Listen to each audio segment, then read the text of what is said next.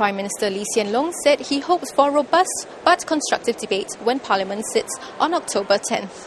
There will be 9 members now, more elected and a few more because of the NCMP scheme. The purpose was to have a more robust discussion and also to have more different views expressed in the House so that all perspectives can be canvassed and Singaporeans will feel that if they have a perspective which is different from the government's, well, it has been aired and considered. It has not just been glossed over or shut up. And I think that's the purpose of a parliamentary debate. But how it develops, we'll have to see, because it depends on the dynamics of the debate, it depends on the contributions of the members, it depends whether they take a serious approach to discuss the issues, or whether they take a tactical approach and just use it to score political points. So I hope that we will be able to move forward in a constructive direction.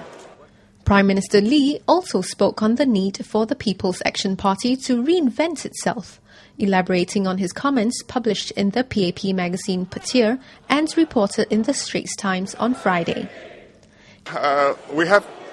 It's a new situation, the population is changing, the attitudes are shifting, and we need to be able to connect with them, represent them, at the same time lead them. And that's 3 very different and very important requirements. I think the way we have done things has been effective with generations of the past, and even in this election, because we won 60% of the vote. But if we look forward and project ahead, looking at the internet generation, looking at the new group of Singaporeans whose life experiences are quite different and whose aspirations are different, we have to be with them and connect with them too.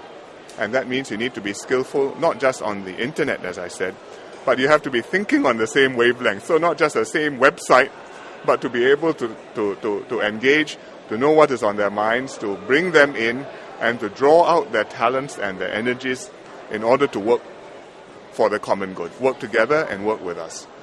And you have to do it through many different ways. Some of it is through community work, like through the CDCs, where many people come forward and do this, help the government to connect with the people and to have its programs implemented.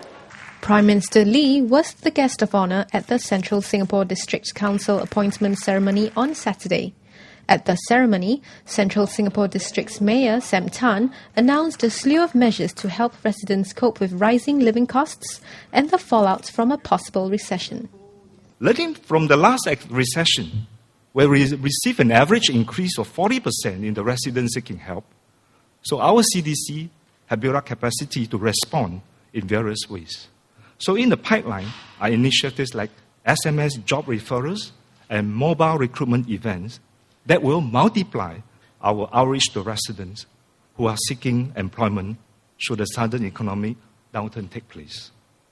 And as a contingency, we also drawn up a comprehensive recession economic assistance package, or REAP in short, that will roll out immediate assistance to retrenched residents to help them tide over the initial downturn before they receive help from the national schemes to re-enter the labour market, to get closer to the ground and also bring our services to residents. So we will set up a pilot satellite service centre in the Tanjong Pagar GRC in the last quarter of this year. This will serve our elderly and the low-income residents in the older estates like the Queenstown, Redhill and the Commonwealth areas. In addition, $1 million will be set aside over the next 3 years for funding programs run by the CDC's community partners, like voluntary welfare organisations and family service centres. 64 district councillors, volunteers from the community who help strategise and chart the direction of the CDC, were appointed. For more on PM Lee's interview with the media, watch the following clips.